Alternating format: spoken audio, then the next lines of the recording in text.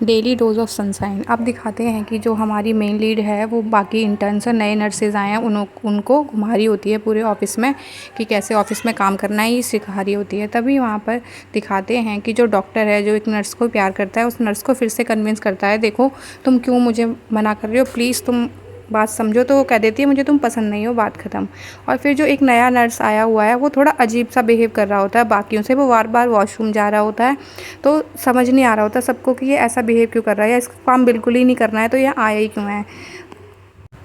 फिर दिखाते हैं कि कैसे दुआन है जो कि कहती है वो कोई बात नहीं, वो नर्स ठीक है, हम उस पर काम कर सकते हैं। आगे दिखाते हैं कि पैनिक डिसऑर्डर से रिलेटेड एक वर्कशॉप हो रही है, तो वहाँ पर दुआन और जो डॉक्टर जिनको हाथों में प्रॉब्लम था उंगलियाँ चटकाने की, वो दोनों वहाँ पर पैनिक डिसऑर्डर वाला सेशन लेने आए क्योंकि वो अपने दोस्त की मदद करना चाहते हैं यू चैन की।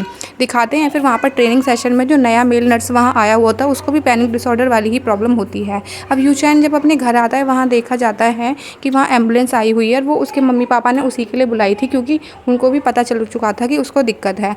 अब दाउन यू चैन के साथ अपने घर के बाहर टाइम स्पेंड कर रही होती है, तब पता चलता है उसको कि ऐसा है।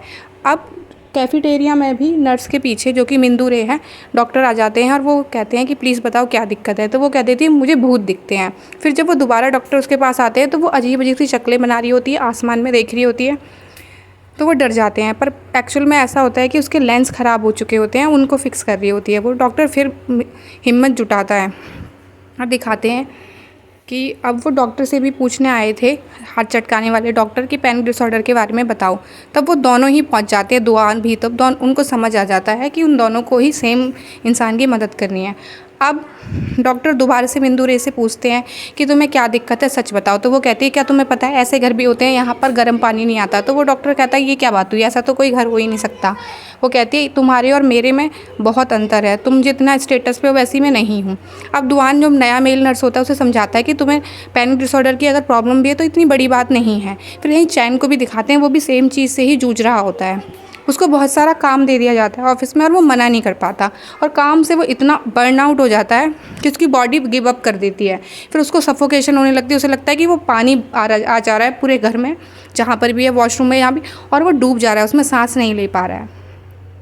और ऐसे ही मेल नर्स को भी दुआन समझाती है कि ये कोई बड़ी बात नहीं है, आप मेडिकेशन से ठीक हो सकते हो।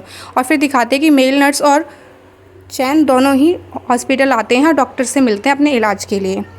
अब दिखाते हैं चैन के हॉस्पिटल में गोयुन जो हाथ चटकाने वाले डॉक्टर थे, वो आए हुए हैं और वो बैठ के कुछ खा रहे हैं।